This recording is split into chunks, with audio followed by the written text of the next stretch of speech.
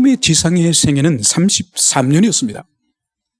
그 33년 가운데에 가족들과 그리고 자신의 생업을 위해서 30년의 사생애를 사셨고, 그리고 그 후에 주님이 이제 드디어 부르심을 받고 3년의 공생애를 사셨다는 것은 우리가 다 잘 알고 있습니다.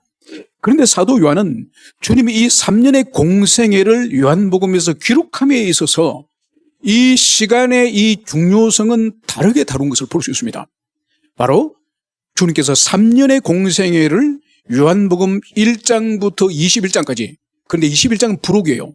부록이 되면 빼고 1장부터 20장까지라고 한다면은 3년의 공생의 대부분의 시간을 바로 1장부터 11장까지 11장의 내용이 바로 주님의 3년의 공생입니다. 그런데 이 3년의 제일 마지막인 일주일의 이 삶, 주님의 일주일에 예루살렘에서 사역하셨던 이 삶이 바로 12장부터 20장까지 무려 9장씩이나, 즉 요한복음의 절반에 가까울 정도의 그 분량을 단 일주일에 주님의 그 생애와 삶에 대한 그 기록이 무려 9장이나 된다는 그것을 우리가 기억해야 될 것입니다.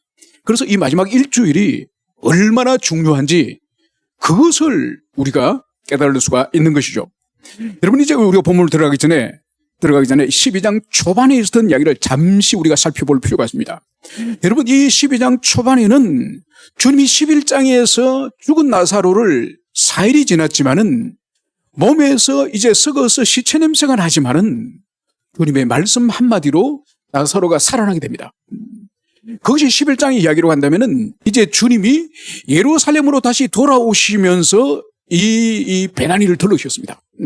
이 나사로가 사는 이 동네 베다니 들러서 이 나사로의 집에서 큰 잔치를 베풀 때에 이 잔치에 우리 주님이 참석을 하신 거죠. 그런데 이 잔치가 진행되고 있을 때에 이 나사로의 여동생 가운데 마리아라고 하는 이 여동생이 엄청나게 비싼 향유를 그것을 깨뜨려서 우리 주님의 발에 붓고, 그리고 자기 머리칼로 우리 주님의 발을 씻기는 이 사건을 기록하고 있습니다. 바로 이 모습을 본 가룟 유다는 그 빠른 이 셈과 그 똑똑한 머리로 바로 그 여인을 비난하지 않았습니까? 이 향유를 300데나리온에 팔아서 오늘로 친다면 그 향수 한 병이 3천만 원 정도 하는 그 엄청난 고가에 그것을 팔아서 가난한 자들에게 나누어 주는 것이 더 낫지 않습니까? 그래서 그 여인을 비난하는 거죠. 바로 이 사건에 대해서 이 사도 요한은 정확하게 이 가룟 유다의 정체성을 말씀하고 있습니다. 바로 그는 도둑이니, 바로 주님과 제자들이 사용한 이 공동 이 재정, 이 돈을 몰래 훔쳐가는 사람이라고 성경이 기술하고 있습니다. 그래서 예수님은 이렇게 말씀하시는 거죠. 그를 가만히 두어라. 복음이 전파되는 곳이면 어디든지 이 여인의 이 헌신이 기억될 것이다. 그래서 주님께서는 이 여인을 칭찬해서 뿐만 아니라 바로 이 여인은 나의 장례식을 준비한 것이다, 이 말씀을 하였죠. 그래서 이 사건인 이후에 예루살렘에 와 있던 이 순례객들이, 많은 사람들이 베다니로 몰려들었습니다. 몰려들어서 이 많은 사람들이 주님과 나사로를 보고 많은 사람이 예수님을 믿게 된 거죠. 그리고 이 소식을 들었던 바리새인들이 어떡합니까? 이제 나사로를 살리신 이 예수님만 죽일 것이 아니라 이 나사로까지 죽이겠다고 하는 그 살인의 이 악독한 마음을 품은 것을 볼 수 있습니다. 여러분, 얼마나 놀랍습니까? 백성들의 목자로 세워서 백성들을 하나님께로 인도하라고 세워진 이 바리새인과 이 제사장들이 바로 살인하지 말라고 하는 그 계명을 어기는 짓을 부끄럽지 않게 서슴지 않고 행하는 이 모습을 기록하고 있음을 볼 수 있습니다. 오늘 이제 우리 본문이 돌아오면은 이제 이 나사로 집에서 있었던 그 다음 날에 있었던 일임을 오늘 볼 수 있습니다.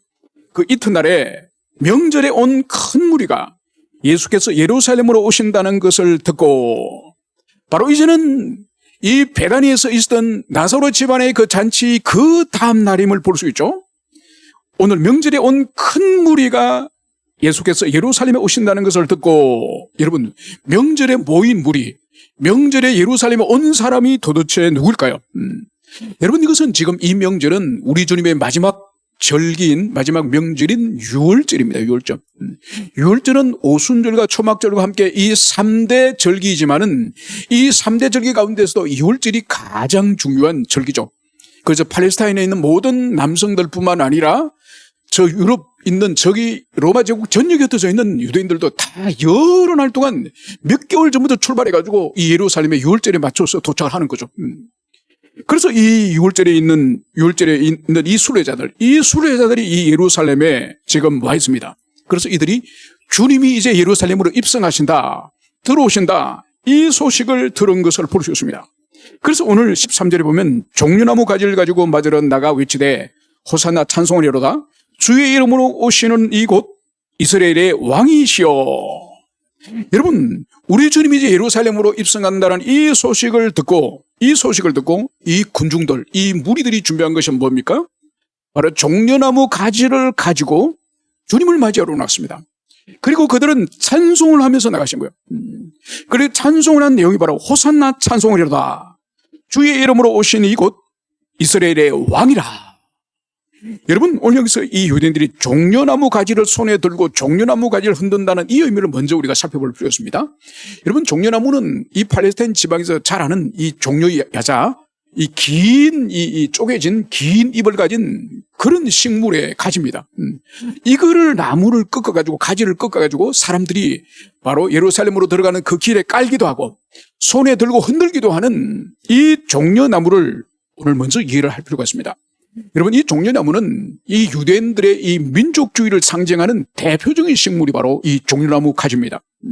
여러분, 이것은 전쟁에서 장군이나 왕이 전쟁에서 승리하고 개선하여서 들어올 때에 백성들이 막 이 종려나무 가지를 흔들면서 환영을 하는 그런 관습이 있습니다. 여러분, 실제로 예수님 오시기 이 땅에 167년 전에 마카비 전쟁이라고 하는 전쟁이 있습니다. 이게 바로 뭔가 하니까 구약과 신약 우리 예수님 오기 이 중간에 이 한 400년의 시간을 중간기라 불러요. 중간기. 이 중간기에 이 예루살렘이 우리가 알다시피 바벨론도 정복을 하였고 그 이후에 페르시아도 정복하였고 그 이후에 그리스도 정복하였고 로마도 정복하였죠. 그래, 로마가 정복하기 전에 그리스가 정복하고 나서 이 알렉산더 대왕이 죽고 나서 나라가 쪼개지지 않습니까? 쪼개지면서 이 예루살렘은 누가 다스린 거니까 이 시리아 왕 안티오쿠스 에피파네사라고 하는 이 왕이 다스렸습니다. 이 왕은 아주 무자비한 인간이에요. 무자비할 뿐만 아니라 신성모독적인 인간이에요. 그러니까 예루살렘 성전이 얼마나 거룩한 곳입니까? 그 성전에 돼지를 잡아가지고 돼지의 피를 가지고 제사를 드리는 아주 사악한 왕이에요. 이 사악한 왕을 제사장 마카비가 이제 혁명전쟁을, 이 독립전쟁을 일으킵니다. 그래서 이 에피파네스 군대를 다 물리치고 전쟁에서 이기고 이 예루살렘으로 개선에 들어올 때에 이 유대인들이 이 종려나무 가지를 흔들면서 이 전쟁의 영웅, 이 민족 해방자, 이 마카비를 전적으로 환영했던 일이 있습니다. 그래서 오늘 우리가 이 종려나무를 흔들면서 예수님이 지금 예루살렘으로 들어오실 때에 환영하는 이것을 마카비 독립전쟁을 염두에 두고 우리가 생각해야 되는 것이죠. 그러면 여러분, 이 행동의 의미가 뭘까요? 그것은 바로 잠시 전에 말씀드렸던 것처럼 예수님에 대한 어떤 마음의 이 투사가 있는 거죠. 그죠? 백성들의 바람, 백성들의 이 소망이 예수님에게 뭔가를 원하고 있다는 것.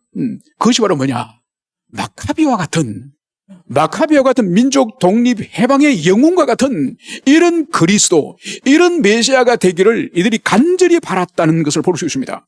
여러분, 그 증거 중에 또 하나가 이들이 불렀던 찬송입니다. 찬송. 바로 호산나 찬송이로다. 마태복음에서는 호산나 다윗의 자손이요, 이 찬송을 합니다. 여러분, 이것은 뭔가 아니까 호산나란 이 단어 자체의 의미가 지금 우리를 구원하소서.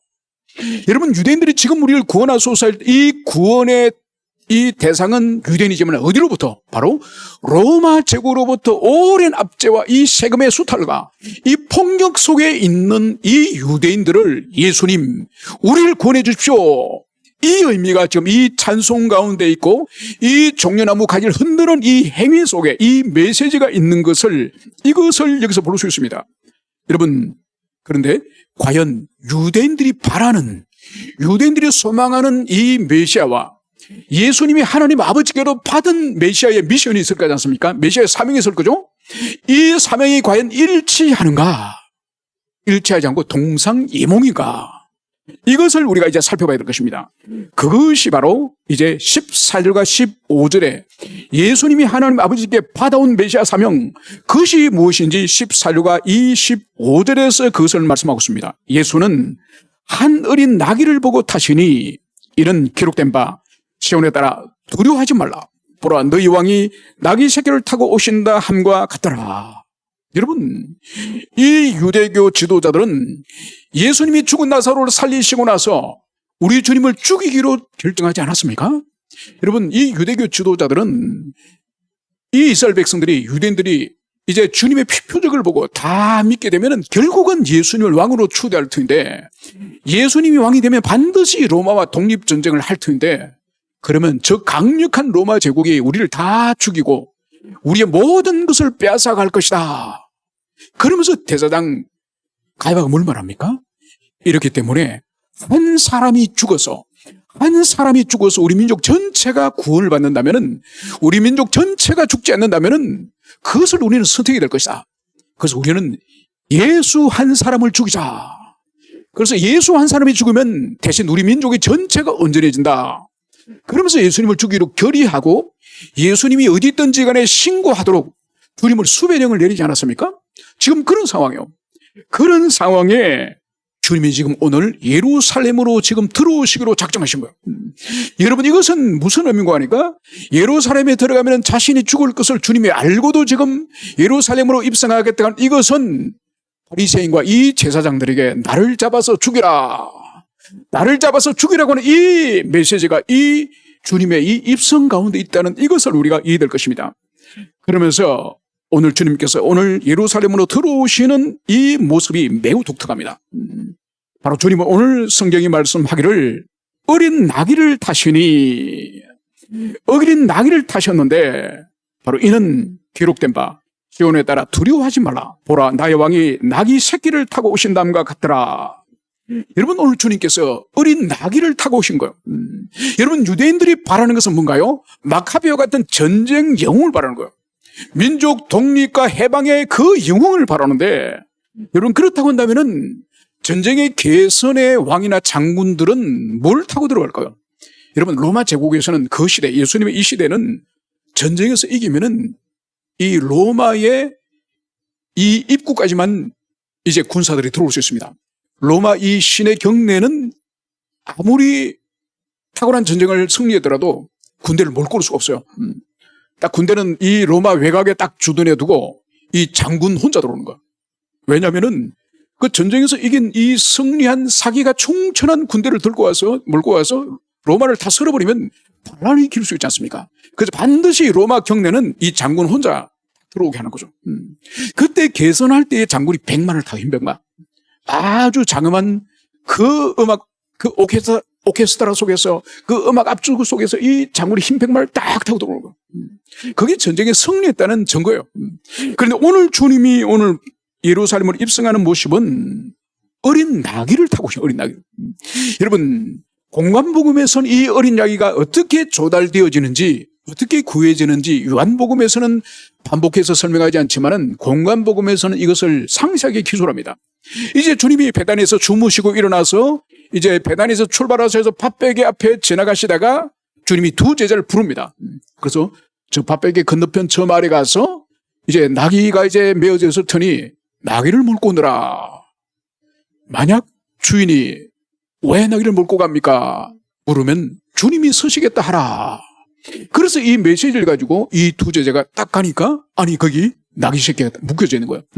그래서 그 나귀를 푸니까 아니나 다를까 주인이 나타나서, 그는 도둑이지 않습니까? 아니 왜 나귀를 풀려고 합니까?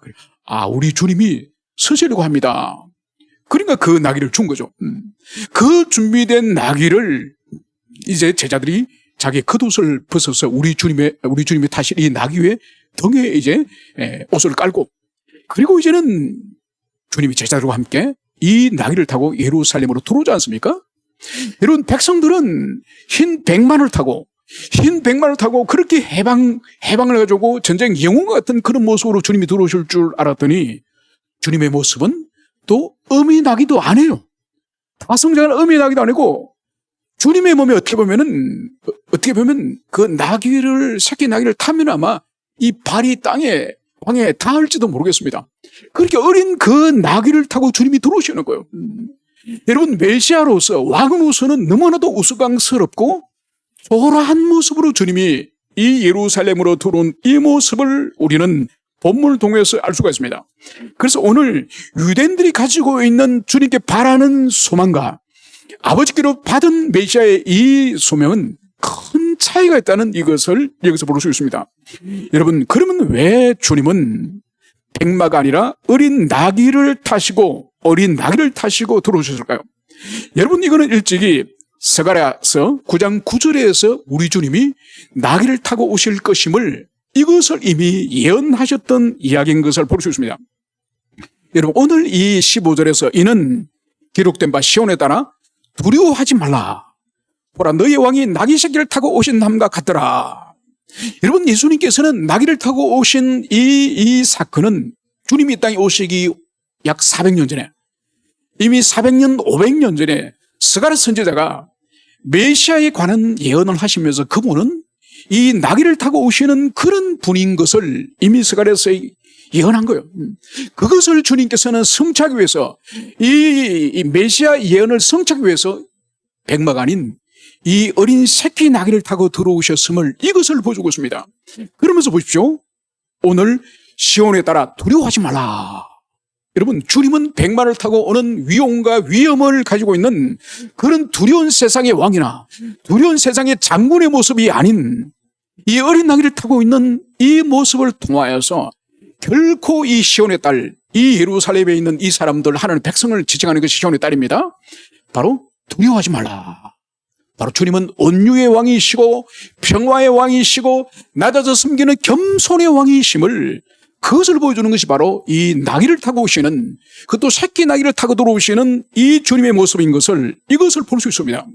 그래서 이 말씀은 또한 그 시대의 메시아에 대해서 왜곡되어 있는 견해를 가지고 있는 정치적, 이 영웅적인 메시아관을 가지고 있는 그 시대를 향한 주님의 책망이기도 하는 거예요. 바로 너희들이 기다리고 있는 그런 두려운 왕으로서, 두려운 영웅으로서, 그런 나는 그리스도가 아니다. 나는 어린 새끼 나귀를 타고 들어오는 온유한 겸손한 평화의 왕이다. 바로 이 메시지가 주님이 나귀 새끼를 타고 들어오시는 이 입성을 통해서 주님이 이스라엘 백성들이 가지고 있는 잘못된 메시아관을 주님이 지금 교정하시는 메시지가 이 행위 속에 있다는 것을, 이것을 여러분들이 기억하시기 바랍니다. 여러분, 그렇기 때문에 교회는 역사 속에서 백마를 타고 등장하는 왕이나 백마를 타고 등장하는 장군처럼 세상을 호령하는 것이 교회가 아니에요. 여러분, 중세교회가 실패한 것은 바로 뭔가 하니까, 이 초대교회 때 313년도에 이 기독교가 공인되지 않습니까? 공인되고 392년도에 데오디우스 황제 때에 기독교가 국교가 돼요. 드디어 국교가. 그래서 기독교가 빼앗겼던 모든 재산들을 다 되찾습니다.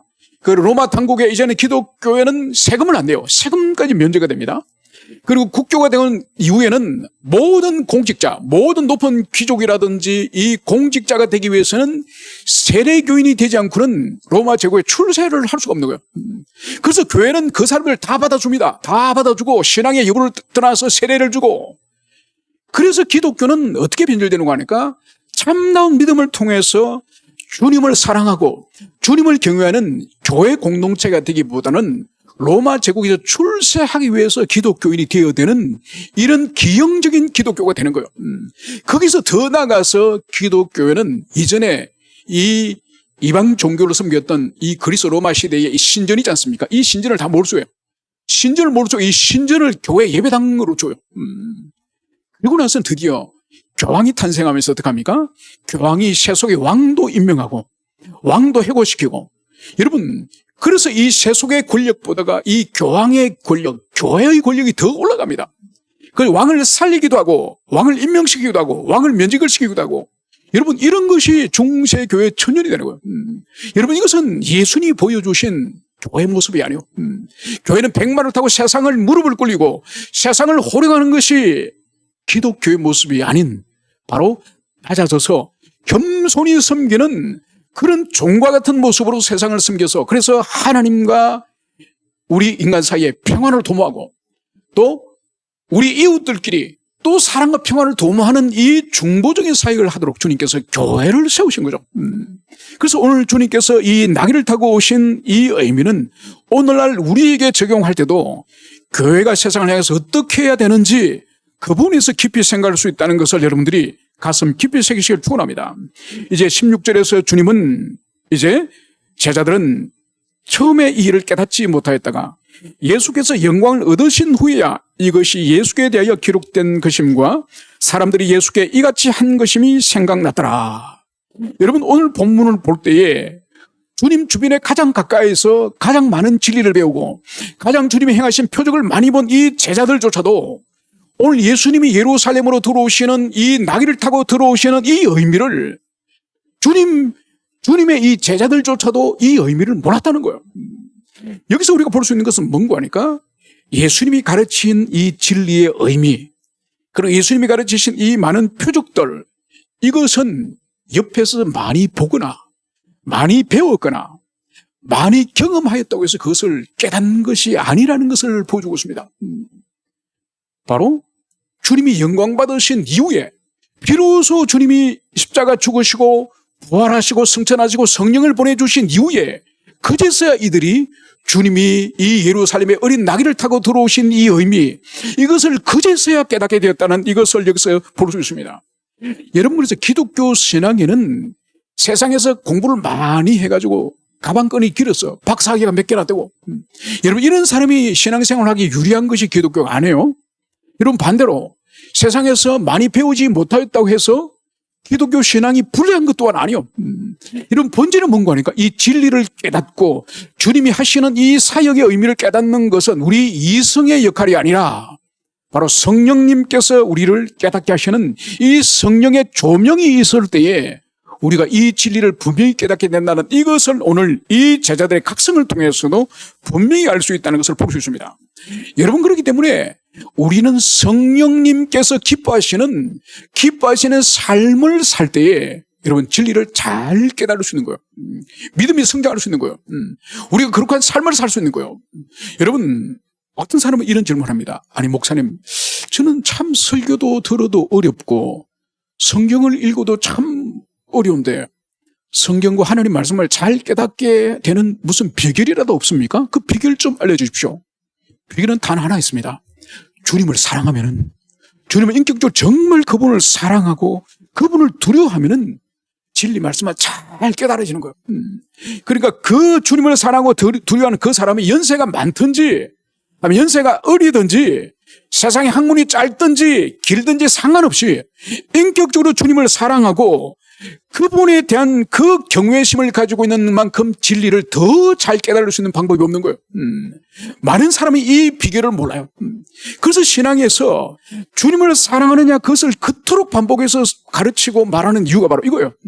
주님을 사랑하지 않으면 모든 것이 헛된 거예요. 그러나 주님을 사랑하면은 마치 문을 열 때 여러분 맞는 키 하나만 있으면 끝이지 않습니까? 그렇죠? 맞는 키는 어디를 꽂아도 돌리면 다 열리는 거예요.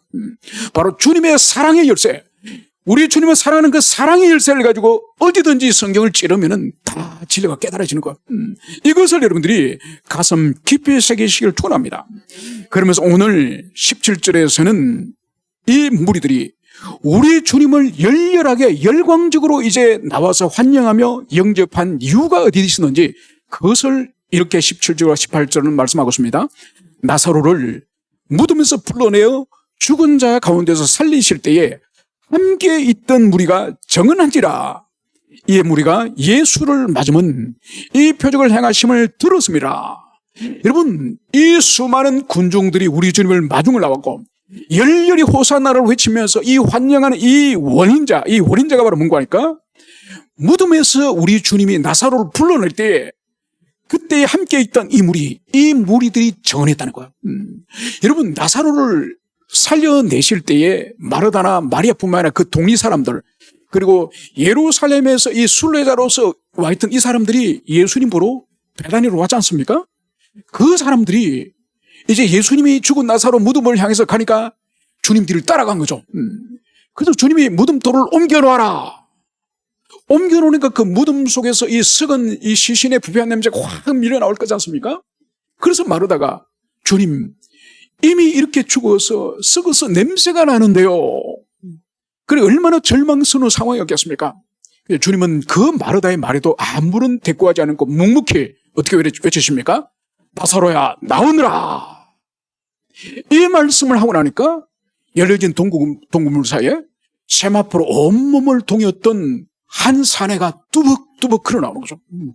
여러분, 거기에서 예수님 한 분 빼고 모든 사람들은 아마 정말 기절초풍할 정도로 충격을 받았을 거예요. 그것을 그 사람들이 본 거예요.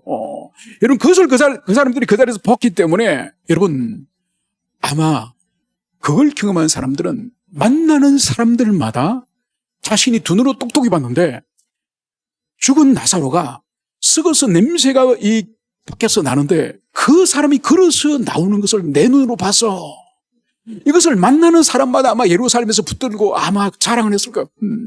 여러분, 우리도 어떤 간증을 할 때나 어떤 신앙의 체험을 할 때에 자신이 경험한 것이 아니라 그냥 목격자임에도 불구하고 얼마나 떠벌리면서 자랑하면 마치 자신의 병이 난 것처럼, 그죠? 마치 자신에게 일어난 것처럼 그 현장에서 본 것뿐인데, 본 것뿐임에도 불구하고 입에 막 개거품을 물면서 막 이야기하지 않습니까? 그 수많은 예루살렘의 이 인파들이 모여있는 그들에게 이 나사로의 이 부활의 이 증인들이 그 사건을 증언했다는 거예요.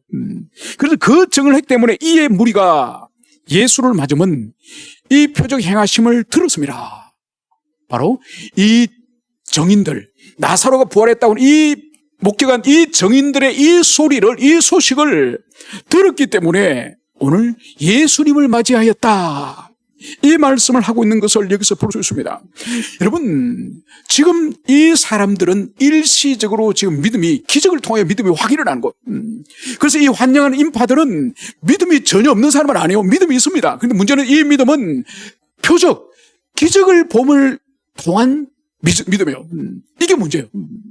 여러분, 그래서 이 수많은 사람들이 예수님을 환영하는 이 사람들이 호산나를 외치면서 열광적으로 주님을 맞이했지만은 이제 며칠 후에 이제 바라바 우리 주님이 함께 빌라도의 법정에 섰을 때에 이 수많은 무리들이 이제는 이 빌라도가 누구를 도와주기를 원하느냐, 그러니까 바라바를 놔주시오. 그럼 이 예수는 어디 가기를 원하느냐, 십자가에 못 박아라. 여러분, 그렇게 소리치지 않았습니까? 그래서 호산나라고 외쳤던 이 환호의 소리가 며칠 후면 예수를 못 박아라, 이런 군중의 광기로 변하는 이것을 볼 수 있습니다. 여러분, 그렇기 때문에 표적을 본 믿음은 표적이 끝나거나 아니면 자신에게 환란이 닥쳤을 때에 표적을 본 믿음은 마치 안개와 같이 사라져버립니다. 안개와 같이 사라져버린 거예요. 여러분, 그래서 우리는 표적은 지나가는 구름과 같고 안개와 같은 거기 때문에 그거는 믿고 붙잡을 것이 아니에요. 그래서 오늘날 은사주의라든지 신사도 운동하는 사람들이 어리석은 이유가 바로 그거예요. 그들은 하나님 말씀을 핑계치고 그들은 표적이나 방언이나 이 은사나 이걸 붙들고 있기 때문에 그들이 신앙에 견고하지 못하고 그들이 거룩한 삶을 살지 못하는 이유가 바로 그거예요. 그래서 우리는 어찌하든지 간에 우리 주님이 우리에게 주셨던 이 하나님의 이 말씀, 그리고 이 말씀 속에 계시되어 있는 이 주님의 인격, 그래서 주님과 인격적이고 개인적인 관계성 가운데서 신앙생활을 해야 어떤 환난이나 어려움이 와더라도 우리가 흔들리지 않는 거예요. 이것을 여러분들이 가슴에 새기시길 바랍니다. 그래서 이들은 표적을 본 믿음이었으므로 호산나를 외치다가 예수를 못 박아라, 이런 광기로 돌변한다는 이것을 우리가 볼 수 있습니다. 그러면서 오늘 이 엄청난 이 군중들의 이 환호를 본 바리새인들이 오늘 19절에서 이렇게 말을 하고 있습니다. 바리새인들이 서로 말하되 볼지어다, 너희 하는 일이 쓸데없다. 보라, 온 세상이 그를 따르는도다.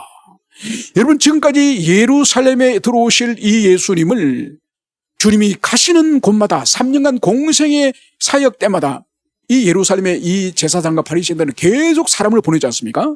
사람을 보내서 예수님을 뒷조사를 하고 예수님이 어떤 발언이나 어떤 행동에 있어서 신성 모독적인 혐의를 찾아내려고 얼마나 공을 들였습니까? 그리고 마지막에는 이 사람들이 결론 내린 것이 뭐죠? 예수는 죽어야 된다. 예수가 죽어야 우리가 산다. 우리 민족이 산다. 그래서 예수님을 죽이려고 지금 철저한 음모를 꾸미고 지금까지 3년 동안도 주님을 죽이려고 수많은 그런 계획을 세웠지만은 이루지 못했습니다. 그래서 이번 6월달에 반드시 예수를 죽이려고 지금 단단히 벼르고 있는 이들에게 이 수만 명의 환호와 이 환영의 이 소리를 듣고 이 바리새인들이 지금 절망을 하는 거예요. 그래서 절망의 이 말이 바로 볼지어다 너희 하는 일이 쓸데없다. 보라 온 세상이 그를 따르는도다. 지금까지 자신들이 예수님의 그 사역을 회방하고 예수님의 사역을 저지하고 예수님을 죽이려고 음모를 꾸몄지만은 이 엄청난 이 군중들의 열광과 이 환호를 보는 순간 자신들의 교회는 이제는 아무런 열매를 거둘 수 없다고 하는 이 수포로 돌아갔다고 하는 이 절망감, 이 자괴감, 이것이 바로 이 바리새인들의 이 말 속에 있는 이것을 여기서 볼 수 있죠. 여러분 시편 2편 1절에 보면 다윗은 이렇게 노래합니다. 어찌하여 이방 나라들이 분노하여 민족들이 헛된 일을 꾸미는가. 하늘에 계시니가 웃으시며 주께서 그들을 비웃으시로다. 여러분 역사 속에서 작은 이 이스라엘 그리고 하나님의 성전, 하나님의 백성들 이들을 역사 속에서 바벨론이, 아수르 제국이, 페르시아가, 그리스가, 로마가 여러분 역사 속에서 얼마나 많은 거대한 민족들과 제국이 일어나서 이 하나님의 백성들을 압제하고 박해하고 수많은 사람들을 학살했는지 모릅니다. 여러분 그렇지만 보세요. 이 하나님의 교회를 상징한 구약의 이스라엘 백성들은 나라가 망해도 다시 일어나고 다시 세워지고 면면히 생명을 이어왔다고 한다면 아수르 제국은 역사 속에서 사라졌습니다. 그 거대한 바벨론 사라졌습니다. 그 거대한 페르시아 사라졌습니다. 그 알렉산더 대왕의 그 마게도니아 제국 사라졌습니다. 로마도 무너졌습니다. 여러분 20세기에 소련도 무너졌습니다. 그래서 다윗이 어찌하여 열방들이 흑사를 경영하는고 하나님을 대적하고 예수 그리스도를 대적하고 머리신 이 우리 주님의 이 몸인 이 교회를 대적하는 세력들은 결국은 다 망하는 거예요. 그것을 오늘 이 바리새인의 입으로 너희들이 하는 일이 다 쓸모없다. 여러분 이것은 바리새인들 스스로 하는 일에 있어서 의미가 없는 헛된 일을 꾸민다고 하는 것을 자괴감을 가지고 말하는 것이지만은 이것은 더 나아가서 주님의 계시가 이 바리새인의 입을 통해서 주님의 계시가 선포되는 것을 볼 수 있습니다. 여러분 요한복음 4장에 가면 우물가 여인이 우리 예수님을 향해서 이런 질문하죠. 당신이 우리 조상 야곱보다 크니까 이 질문하죠. 여러분 이 유대인들이나 이 사마리아인들에게 있어서 아브라함과 함께 이 야곱은 가장 큰 가장 위대한 조상이죠. 그죠? 바로 우리 예수님이 이 여인과 대화를 하면서 여인이 느끼기로는 이 아브라함이나 이 야곱보다 주님이 훨씬 위대한 분으로 주님 말씀하시는 거예요. 그래서 여인이 아니 그러면 당신이 우리 조상 야곱보다 크니까 당연히 주님이 야곱보다 크신 분이죠. 야곱을 이 세상에 보내신 분이 주님이시죠. 여러분 그리고 또 어떤 말씀을 합니까? 가야바가 이런 말 하죠. 한 사람이 죽어서 온 백성이 망하지 않는 것이 그것이 유익하다. 여러분 이것은 가야바가 우리 예수님을 죽이려고 하는 살해의 음모를 가지고 그 말을 하였지만은 이 말이 계시를 포함하고 있는 의미가 뭐라고 말씀을 드렸죠? 그것은 바로 우리 주님의 한 분의 십자가 대속의 죽음을 통해서 모든 인류를 구원하시는 바로 메시아의 그 사역을 이 가야바가 자기 입으로 자기가 의식하지도 못한 제 하나님의 계시를 말씀하였다고 말씀을 드렸죠. 그것처럼 오늘 바리새인들이 보십시오. 그렇게 예수님을 죽이고 주님의 사역을 해방하려고 했지만은 그 모든 것이 오늘 쓸데없다. 이 계시를 오늘 바리새인의 입을 통하여 사고 있음을 볼 수 있습니다. 여러분 그래서 이 요한복음이 기록될 1세기 말에 벌써 복음은 예루살렘을 넘어서고 사마리아를 넘어서고 유다를 넘어서고 벌써 로마나 이집트나 이 로마 제국 전역에 벌써 1세기가 다가가기 전에 복음이 선포된 것을 여기서 볼 수 있습니다. 이제 말씀을 정리하고자 합니다.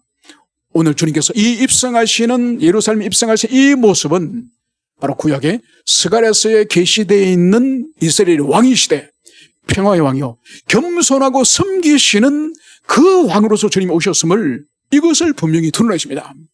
그리고 주님께서는 오늘 당신을 향해서 호산나 외치는 이들 향해서 당신은 결코 그들이 원하는 해방자요 전쟁 영웅과 같은 그런 용사로서의 메시아가 아닌 바로 그들이 원하는 대로 주님이 들어주시는 분이 아니라는 것을 명백하게 오늘 말씀하시면서 오늘 이 주님의 입성을 보고 절망하는 이 바리새인의 이 음성, 바로 이 음성은 그 바리새인의 개인의 음성이 아닌 세상 열방들과 모든 왕들이 그리스도와 교회를 대적하는 모든 일들이 헛될 것임을, 그것을 보여주는 말씀임을 이것을 가슴에 새기시고, 하나님의 말씀은 인간의 어떠한 적대감이나 냉소나 인간의 좌절이라 할지라도 그것을 뚫고 반드시 하나님의 말씀은 성취되어지고 이루어지는 말씀인 것을, 이것을 여러분들이 가슴 깊이 새기시기를 축원합니다. 함께 우리 기도하시겠습니다.